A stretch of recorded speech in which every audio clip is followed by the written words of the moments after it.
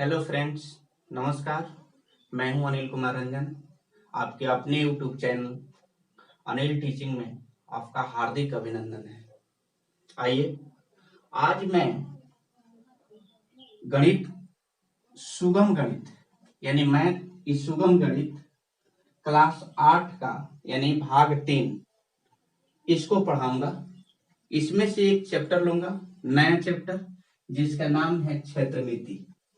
ठीक है, क्षेत्रमिति आपको खूब अच्छे तरीके से मैं पढ़ाऊंगा।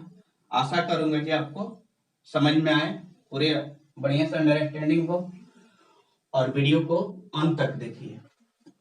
सबसे पहले मैं बेसिक इसको समझाऊंगा। बेसिक बेसिक ठीक है, बेसिक बेसिक नॉलेज।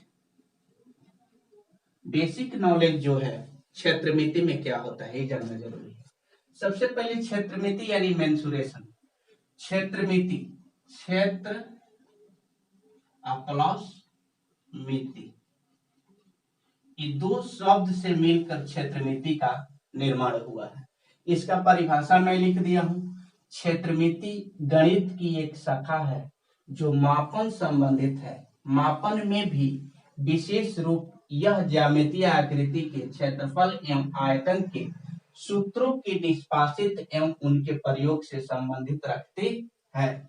तो सबसे पहले यानी क्षेत्रमिति जो भी बनता है वो सूत्र, क्षेत्रफल का सूत्र और आयतन के सूत्र से मिलकर ही क्षेत्रमिति बनता है। अब बता रहे हैं क्षेत्रमिति, क्षेत्र प्लस मिति यानी क्षेत्र, एरिया। तो एरिया हम किसे कहते हैं? देखिए, कोई भी आकृति जो होता है वो किसी न किसी भुजा से मिलकर बनता है। जैसे कोई आकृति हो गया त्रिभुज, जिसमें 3 भुजा होता है। कोई होता है चतुर्भुज, जिसमें 4 भुजा होता है। कोई होता है पंचभुज, जिसमें 5 भुजा होता है। षटभुज, जिसमें 7 भुजा होता है। ठीक है, एक हो जाता है आपका वृत्त, तो वो भी जो है वो भी समझिए जो गोल राउंड बनता है, इसे गोल बनता है। तो यह जो है संरेखी नहीं होता है, असंरेखी रेखा बिंदुओं से मिलकर के बनता है। तो यह सीधा यदि किया जाए तो यह रेखा बन जाएगा। ठीक, तो बंद आकृति को जैसे त्रिभुज हो गया, चतुर्भुज हो गया, इस बंद आकृति को क्षेत्र कहते हैं। ठीक है, बंद आकृति को क्या कहते हैं? क्षेत्र कहते हैं। और किसी भी क्षेत्र का जब उसका माप हम निकालते हैं, जैसे त्रिभुज हो गया, इसके माप जब निकालेंगे, इस चतुर्भुज का माप जब निकालेंगे तो इसी माप प्लस क्षेत्र दोनों मिल करके आपका क्षेत्रमिति बनता है। समझ में आया? बढ़िया समझ में आया। अब क्षेत्रमिति में कुछ फॉर्मूला होता है, जैसे त्रिभुज हो गया, चतुर्भुज हो गया, आयत हो गया, समलंब चतुर्भुज हो गया, घन हो गया, घनाभ हो गया, वृत्त हो गया। इस सब आपका इसका कुछ मुख्य सूत्र होता है, फॉर्मूला। उसके आधार पर आपका क्या होता है? क्षेत्रमिति का क्वेश्चंस बनता है।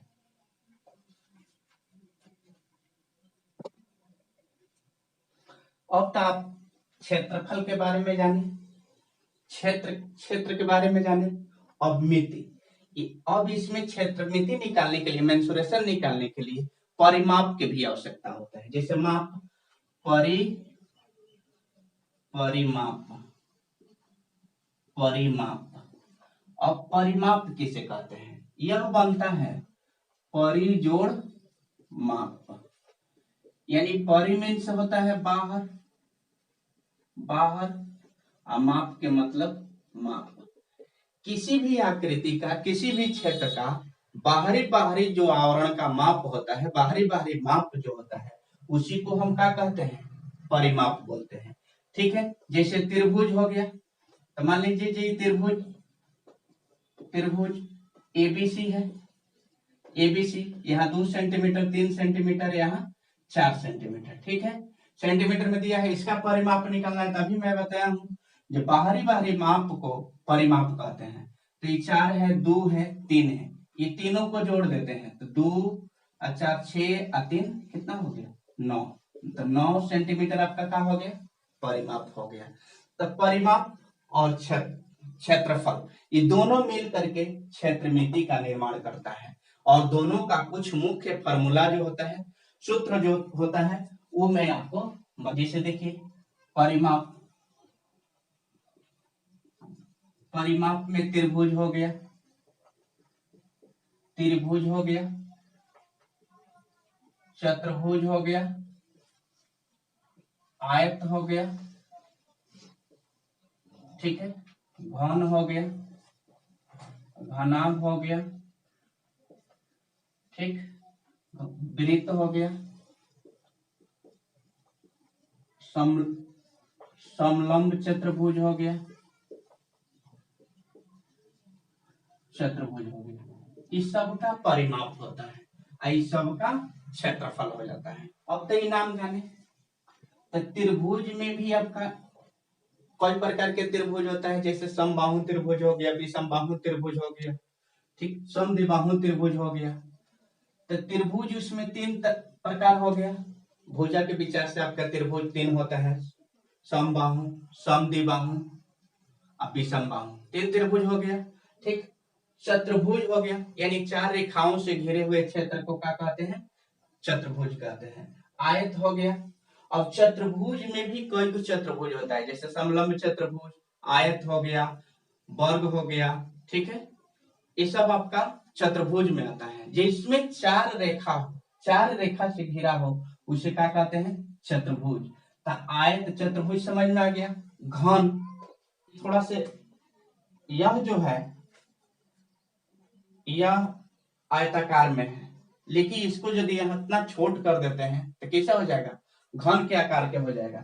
यानी घन कैसे बनता है, देखिए वर्ग जैसे हम बना देंगे, वर्ग, वर्ग बनाने के बाद इसको हम क्या करते हैं ऐसे मिला देते हैं, यह क्या हो गया घन हो गया, ठीक है। उसके बाद घनाभ हो गया, तो घनाभ यही घनाभ हो गया, घनाभ। अब देखिए इसमें कितना भुजा है, 1 1 2 3 4 5 6 7 8, 8 भुजा हो गया। कोण इसका कितना हो गया 1 2 3 4, 4 गो कोण हो गया। शीर्ष कितना हो गया 1 2 3 4 5 6 7 8, 8 शीर्ष हो गया, ठीक है।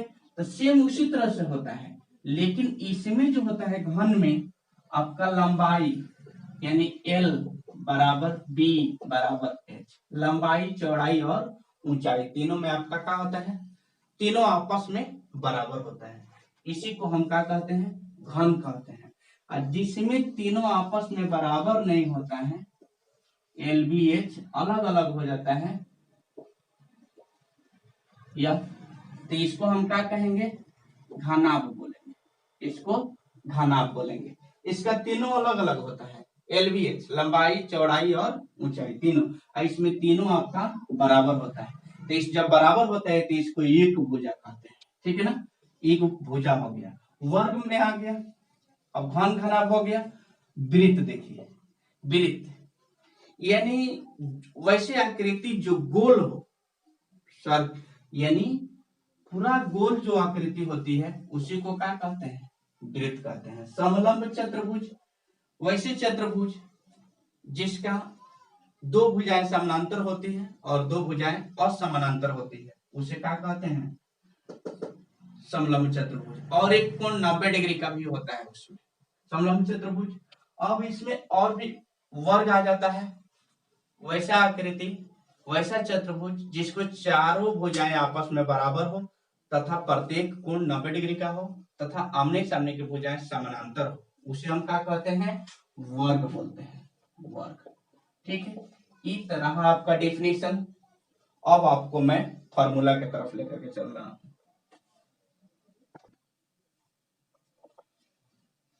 आइए अब क्षेत्रमिति का कुछ महत्वपूर्ण सूत्र हम देखते हैं, ठीक है। महत्वपूर्ण सूत्र यानी इंपॉर्टेंट फार्मूला। देखिए मैं लिखा हूं, इससे इसके अलावा भी बहुत कुछ होता है, बट मैं उसको थोड़ा शॉर्ट में करके बता रहा हूं। जैसे त्रिभुज का परिमाप है, त्रिभुज का परिमाप। तो त्रिभुज के परिमाप होता है ए प्लस बी प्लस सी, यानी उसका 3 भुजा होता है। यह त्रिभुज हो गया, तो ए हो गया, बी हो गया, सी हो गया, तीनों भुजा के हम जोड़ देते हैं तो उसका क्या निकल जाता है, परिमाप हो गया। अब आयत का परिमाप यानी 2 इंटू एल प्लस बी, यानी यह लंबाई हो गया या चौड़ाई हो गया, तो 2 इंटू लंबाई जोड़ चौड़ाई। वर्ग का परिमाप, वर्ग में आप जानते हैं कि सभी भुजाएं आपस में क्या होता है, बराबर होता है। तो सभी भुजा को हम ए मान लेते हैं, तो यानी यहाँ हो जाएगा 4 गुणे ए, यानी 4a। ठीक है। उसके बाद वृत्त का परिमाप, वृत्त का परिमाप बोलिए या परिधि बोलिए, तो इसका परिमाप जो होता है 2 पाई r, यानी 2 गुणे पाई के वैल्यू होता है 22/7, आर के वैल्यू आर जो होता है त्रिज्या जिसको रेडियस बोलते हैं, तो 2 पाई r हो गया। उसके बाद वर्ग का क्षेत्रफल, तो वर्ग में सभी भुजाएं आपस में बराबर होता है, तो इतना तो परिमाप हो गया। अब क्षेत्रफल चलिए, तो वर्ग का क्षेत्रफल भुजा स्क्वायर, भुजा स्क्वायर यानी भुजा गुणे भुजा।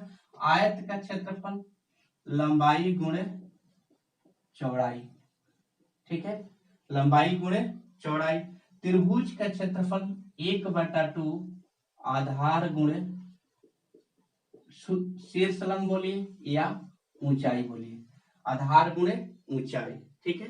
समबाहु त्रिभुज का क्षेत्रफल, देखिए समबाहु जिस त्रिभुज के सभी भुजाएं आपस में बराबर हो, तो यह होता है √3 के बटा 4, और यहाँ भुजा स्क्वायर, यहाँ गुणा में हो जाता है √3/4 भुजा स्क्वायर। अब देखिए समचतुर्भुज का क्षेत्रफल, जिस चतुर्भुज में, समचतुर्भुज अब किसे कहते हैं, चारों भुजाएं बराबर हो लेकिन दो दो भुजाएं आपस में समानांतर हो, ठीक है, उसे समचतुर्भुज कहते हैं। तो यह जो होता है ऐसे होता है, देखिए तिरछा टाइप होता है, कोई इसमें 90 डिग्री के एंगल्स नहीं होता है। ठीक है, यही आपका समचतुर्भुज हो गया। ठीक है, इसमें जो होती है समचतुर्भुज में विकर्ण आपस में एक दूसरे का बराबर होता है। तो यह हो गया 1/2, अब विकर्ण को डी से हम डोनेट करते हैं, तो d1 गुणे d2 हो गया। समानांतर चतुर्भुज का क्षेत्रफल यानी लंब गुणे ऊंचाई, लंब यानी LB, जो आयत का क्षेत्रफल होता है, आयत इसमें लिखे, आयत का क्षेत्रफल नहीं लिख रहे, यहां लिख देते हैं, आयत का क्षेत्रफल यानी LB, यानी लंबाई गुणे ऊंचाई, लंबाई गुणे चौड़ाई, लंबाई गुणे चौड़ाई। तो यह हो गया समानांतर चतुर्भुज का क्षेत्रफल और आयत का क्षेत्रफल। अब हो गया वर्ग का क्षेत्रफल, तो वर्ग का क्षेत्रफल यहाँ मैं लिख दिया हूं। ठीक है, तो ये वर्ग का क्षेत्रफल यानी भुजा स्क्वायर। ठीक, अब अर्धवृत्त, एक हो गया आपका वृत्त, वृत्त का क्षेत्रफल। ठीक है, तो वृत्त का क्षेत्रफल होता है pi r square, pi r square. अब यह वृत्त हो गया, आई कहे जो इसका अर्धवृत्त यानी बीच में से क्या कर दिया, काट दिया, तो आधा हो गया, तो आधा का मतलब 1/2, तो 1/2, अब अर्धवृत्त करते 1/2 पाई आर स्क्वायर, अर्धवृत्त का ही क्षेत्रफल हो गया, यानी 1/2 पाई आर स्क्वायर। ठीक है, इस प्रकार आपको बेसिक क्षेत्रमिति का बेसिक नॉलेज आपको अच्छा लगा होगा। इसके बाद में इसका अगला चैप्टर, अब चैप्टर पढ़ाऊंगा, एक्सरसाइज, जैसे ये अध्याय आपका था, देख लीजिए अध्याय आपका 14 था। ठीक है, तो इसमें जो मैं अगला वीडियो जो बनाऊंगा इसका एक्सरसाइज का बनाऊंगा। ठीक है, 14.A यानी 14A का इसका हम एक्सरसाइज बनाऊंगा। इस एक्सरसाइज का फुल वीडियो बना करके मैं इसके नेक्स्ट वाला वीडियो में डालूंगा। ठीक है, धन्यवाद, लाइक कीजिए।